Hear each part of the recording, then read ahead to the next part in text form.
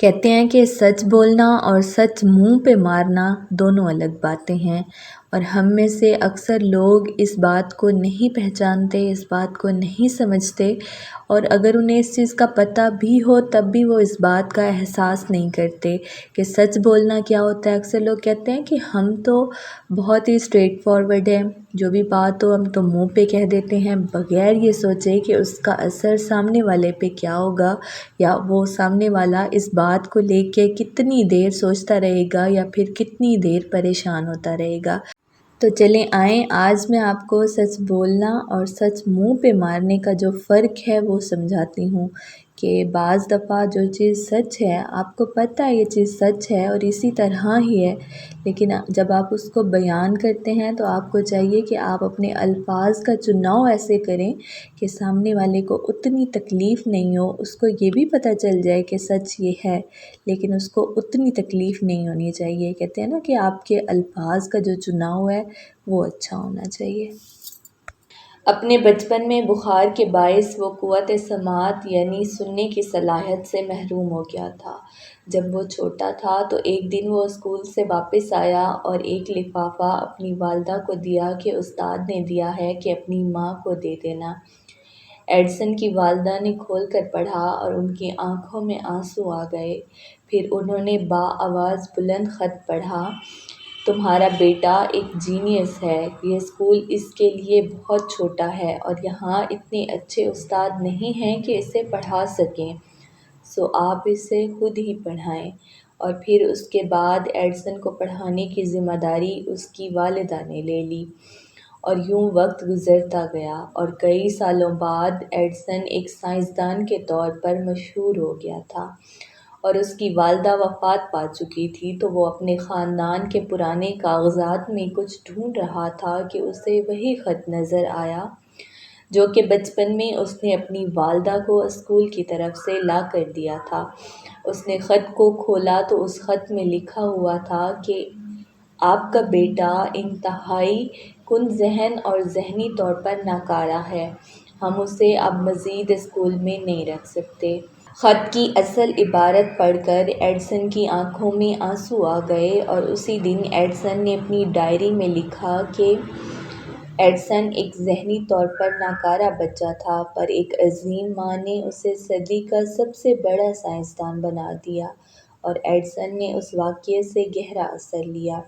एक अजीम और समझदार औरत ने बहैसियत माँ उसके ज़हनी नुक्स को दूर करने की और उसको एक कारआमद इंसान बनाने की अनथक जदोजहद की और अपनी मेहनत और तवज्जो से वो कर दिखाया जो किसी के गुमान में भी नहीं होगा कि ये बच्चा जिसको कुन ज़हन कहा गया वो ज़माने में एक इनकलाब बर्पा करेगा। एक वक्त आया कि एडिसन ने बिजली का बल्ब तैयार कर लिया। ये बल्ब जो आज कोई भी चंद रुपए में बआसानी ख़रीद सकता है, ऐसे ही तैयार नहीं हो गया था। इस एक बल्ब को तैयार करने के लिए एडिसन को 1000 मरतबा तजर्बात करने पड़े, तब कहीं जाकर ये बल्ब नताइज दे सका। जब इस बल्ब को टेस्ट करने का वक्त आया तो एडिसन ने अपने चपड़ासी को बल्ब दिया और कहा कि जाओ इसको लगाओ, टेस्ट करो। वो लड़का जिसको बल्ब दिया गया था इस कदर नर्वस हुआ कि उससे बल्ब टूट गया और सब अफराद हैरान रह गए क्योंकि उस बल्ब के टूटने पर भी एडिसन बिल्कुल पुरसकून रहे। लड़के को सर्जिश के नाम पर एक लफ्ज़ ना कहा, लड़के को उसने बिल्कुल भी नहीं डांटा और फिर एडिसन दूसरे दिन फिर बल्ब तैयार करके ले आए और फिर उसी लड़के को बल्ब दिया कि जाओ उसे टेस्ट करो। टेस्ट के बाद लोगों ने सवाल किया, आपने आज दोबारा उसी लड़के को टेस्ट के लिए बल्ब दे दिया जबकि कल उसने बल्ब तोड़ दिया था। और एडिसन ने जो जवाब दिया वो बज़ाते खुद एक सबक है। एडिसन ने कहा कि मुझे दूसरा बल्ब तैयार करने में 24 घंटे लगे, अगर आज मैं उसको दोबारा बल्ब ना देता तो मुझे महसूस हुआ उसके अंदर की खुद एतमादी हमेशा हमेशा के लिए टूट जाएगी और ये मैं हरगिज़ नहीं चाहता था।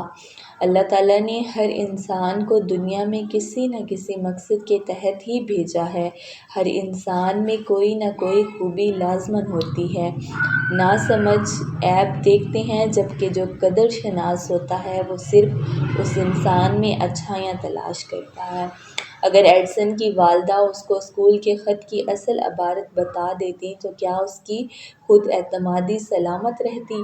کیا وہ مستقل مزاجی سے محنت اور جستجو کی راہ پر چلتا؟